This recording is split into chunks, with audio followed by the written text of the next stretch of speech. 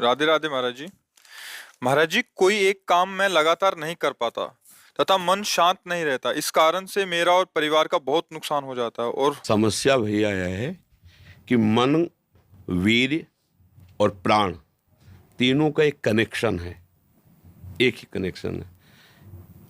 अगर हमारा वीर्य ब्रह्मचर्य ठीक है तो मन शांत और एकाग्र रहेगा और प्राण बलवान और सूक्ष्म रहेंगे। अगर वीर्य कमजोर हो गया तो मन चंचल, अशांत और प्राण स्थूल और बलहीन हो जाएंगे। स्थूल, सूक्ष्म नहीं होंगे।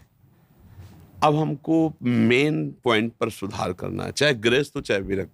गृहस्थ के लिए भी एक संयम से बर्ताव करने के लिए कहा गया है, और अगर जब तक ब्याह नहीं हुआ तब तक तो और संयम से रहना ही चाहिए।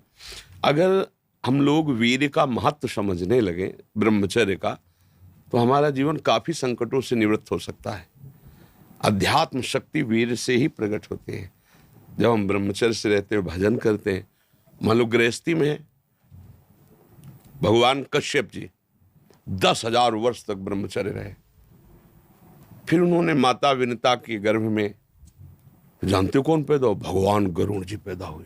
कितने बलशाली, भगवान के वाहन, पूरे विश्व ब्रह्मांड को अपने एक पंखे में रख के उड़ सकते हैं।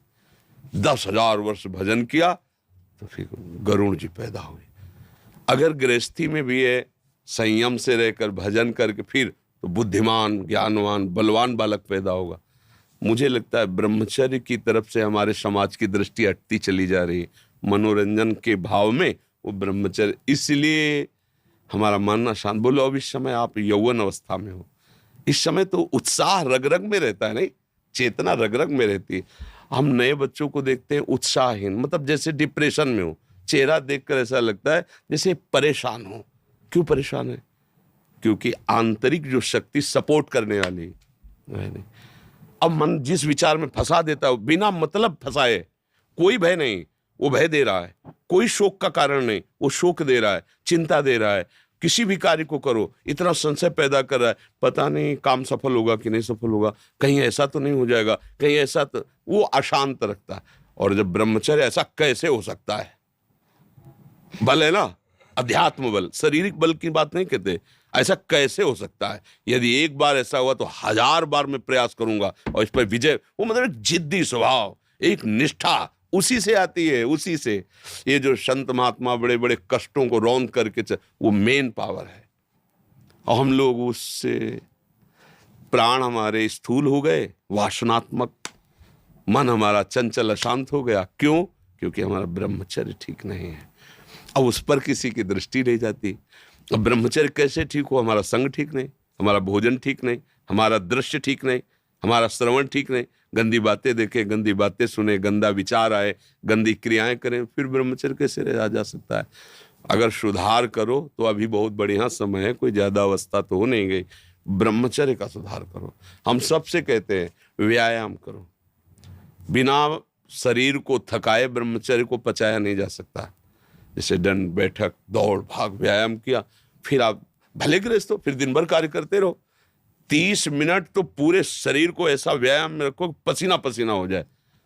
अब 8-10 बजे तक सो रहे हैं तो व्यायाम कब करें? 4 बजे उठ के नहा धो करके घंटा आध घंटा दंड बैठक मारे तो आप देखो आपका जीवन प्रकाशित होने लगे। ये नहीं कहते कि बाबा जीवन, गृहस्थी में भी, गृहस्थी जीवन कोई साधारण इतना बड़ा बोझा लाद के चलना है परिवार का। शरीर स्वस्थ नहीं, विचार ठीक नहीं तो क्या है? अभी कुछ दिनों ऐसे अगर आचरण ढीले रहे तो शरीर ऐसे भयानक कमजोरी से युक्त हो जाएगा कि आपको सब कहेंगे प्रमादी ये पड़ा रहता है, कुछ करता नहीं। इसलिए संभल जाओ।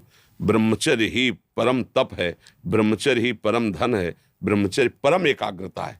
एकाग्रता ब्रह्मचर्य से आती है। आंख मूंदो या खुली रखो, अगर ब्रह्मचर्य ठीक, एक शीतलता, एक गंभीरता, और जिधर दृष्टि लगा उधर एकदम चिपक जाएगी जाके। जैसे भजन में, नाम में, एक, या आप संसारिक कार्य में बहुत अच्छा कार्य करोगे। अगर आपका ब्रह्मचर्य ठीक ना तो जिधर बहुत अच्छा कार्य करोगे।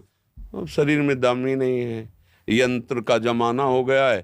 पहले खेती जोतते थे ना किसान, एक फार वाला होता था और पूरे खेत को उसी से जोतला है।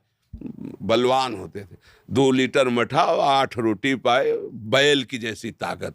अगर बैल को नाथ पकड़ के रोक ले तो वो वहीं खड़ा हो जाए। और आज अब ट्रैक्टर से जोती है, कोई मेहनत तो लगनी नहीं है। तो ये शरीर का हम लोग बहुत बुरी तरह से पतन कर रहे हैं। बड़ा कीमती शरीर है, हाँ, इसमें बहुत चेतना की आवश्यकता है। संसार में रहते हुए भगवान का सत्य का मार्ग चयन करके हमें भगवत प्राप्ति करनी। अरे कम से कम जितनी ऊंचाई पे आ गए उससे नीचे तो न जाए। सुअर कुत्ता तो न बनना पड़े, मनुष्य बन गए हैं तो ऊंचे चढ़े कि नीचे गिरे, पर ये ध्यान नहीं रहता। हम काम करने लगते हैं वही जहाँ नीचे गिरना है। अब दूसरे जीवों का मांस खाना, शराब पीना, जुआ खेलना, व्यभिचार, ये कहाँ ले जाएगा? एकदम नष्ट कर देगा। तो जवान बच्चे हो, सावधान रहो, खान पान ठीक रखो, सावधानी पूर्वक चलो, ठीक है।